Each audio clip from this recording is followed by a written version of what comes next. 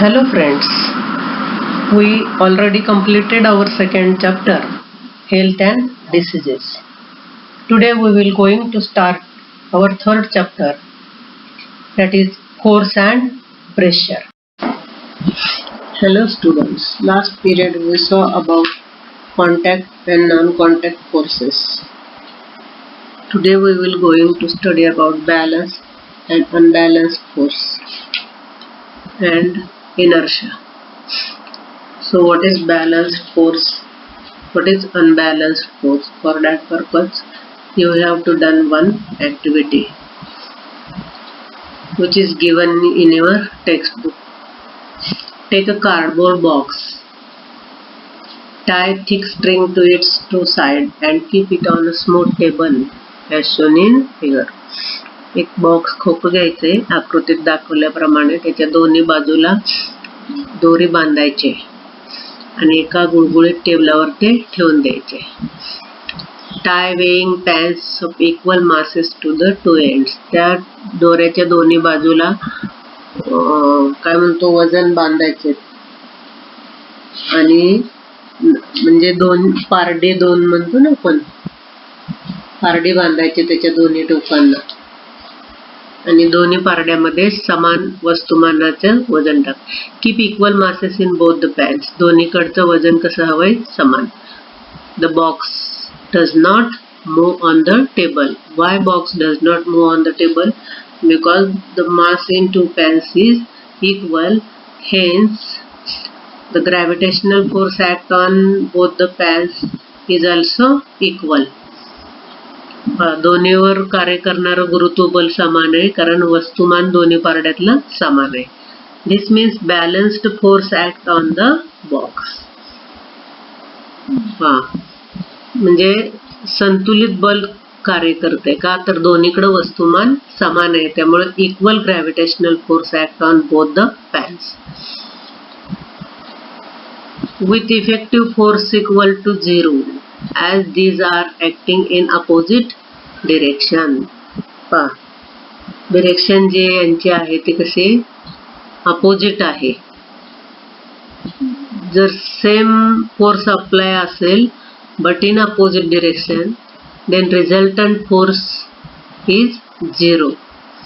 On the contrary, if more mass is kept in one pan, जर आपण ह्याच्याऐवजी एका pan मध्ये जास्त वजन टाकलं, वस्तुमान ठेवलं, the box starts moving in the direction of the pan with more mass. ज्या बाजूला जास्त वस्तुमान आहे त्या बाजूला ते बॉक्स काय होईल? हालेल, गतिमान होईल. When unequal forces are applied to the box on the two sides, an unbalanced force act on the box. म्हणजे अनइक्वल फोर्स अप्लाय केले त्या दोन्ही पॅनवर तर unbalanced force act on a box. त्या बॉक्सवर कार्य करणारं जे बल आहे ते काय आहे? Unbalanced and resulting in imparting motion of the box. Balanced force असतं ते दोन्हीकडे इक्वल असते, त्यालाच आपण बॅलन्स्ड म्हणतो, संतुलित. आणि बॅलन्स्ड फोर्स मध्ये directions are opposite, hence resultant force is 0. Second example, you know about children are playing tug of war. रस्सीखेच खेळतात. Pull the rope in their respective direction. If the pull of the force is equal on the two sides, जर दोन्हीकडचा force same असेल then rope does not move. And if the force is more on one side, एका बाजूला जास्त मुलं असतील किंवा ताकद त्यांची जास्त असेल, the rope moves in that direction. This means that initially the two forces are balanced. म्हणजे सुरुवातीला दोन फोर्सेस कसे होते? बॅलन्स्ड होते. And the rope moves in the direction of higher force when the forces become unbalanced. म्हणजे balance असताना रोप कुणीकडेही move होत नाही, while unbalanced force ऍक्ट होत असताना रोप काय होतो? कुठल्या तरी एका बाजूला, ज्या बाजूला फोर्स एक्स्ट्रा फोर्स असेल त्या बाजूला तो मूव्ह होतो. Another example is when a big grain storage container is required to slide on the ground. मोठी धान्यानं भरलेली पोटी आणि ती आपल्याला ढकलायची. It become easier if two persons push it rather than one person. दोन व्यक्तींनी ती जर ढकलत असेल तर ते जास्त सोपं जाईल एका व्यक्तीने ढकलण्यापेक्षा.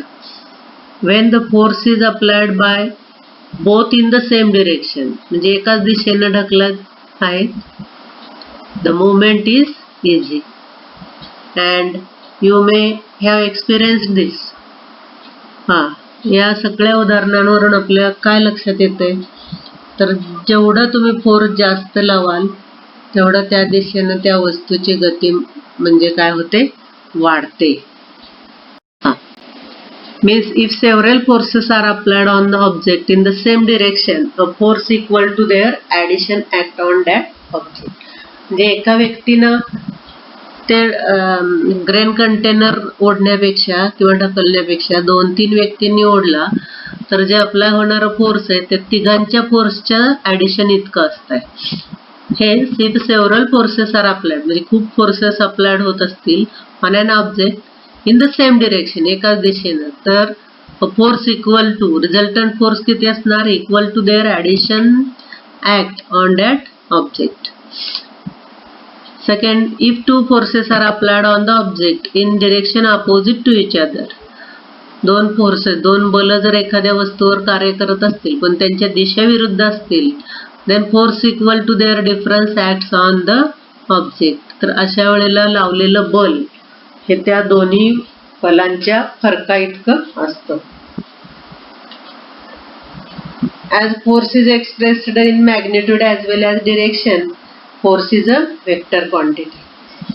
वेक्टर क्वांटिटी म्हणजे सदिश. फोर्स व्यक्त करण्यासाठी आपल्याला दिशा, कोणत्या दिशेनं बल लावलंय दिशेची गरज असते. मॅग्निट्यूड तर लागतच. किती परिमाणाचं बल लावलंय म्हणजे मॅग्निट्यूड. परिमाण म्हणजे काय, मॅग्निट्यूड. डिरेक्शन म्हणजे दिशा. Force expressed in magnitude and direction, hence force is a vector quantity. Now about inertia. What is inertia?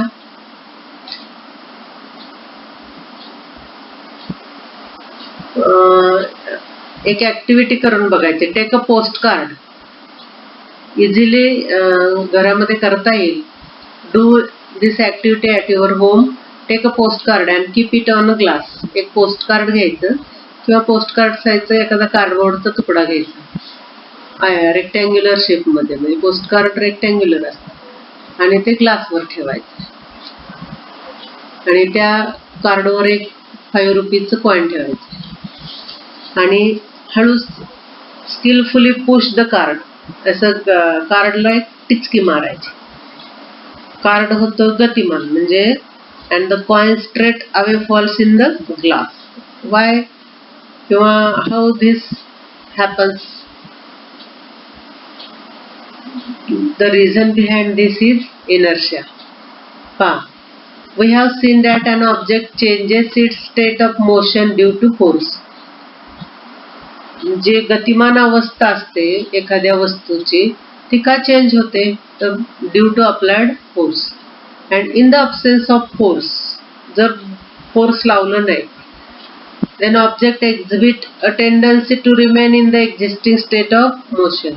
तर ते ऑब्जेक्ट काय करेल, आहे त्याच मोशन स्टेट मध्ये राहण्याचा प्रयत्न करतो. त्याला आपण इनर्शिया असं म्हणतो. So what inertia?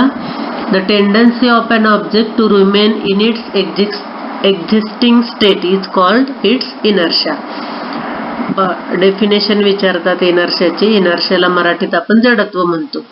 की जी वस्तू आहे तिथंच राहील जर बाह्य बल कुठलंही कार्य करत नसेल तर, आणि गतिमान असेल तर गतिमानच राहील.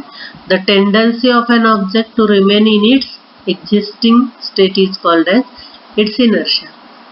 दिस is why an object in stationary state remain in the same state and object in motion remain in the state of motion in absence of any external force. म्हणजे गतिमान असलेली वस्तू गतिमान राहील, स्थिर असलेली वस्तू स्थिरच राहील जर बाह्य बल कार्य करत नसेल तर. Students, we will see the types of inertia in next period, and today you have to homework. Only 2 questions are there. Define inertia. Second question is define contact and non-contact force and write its examples. So try to solve this question. Thank you.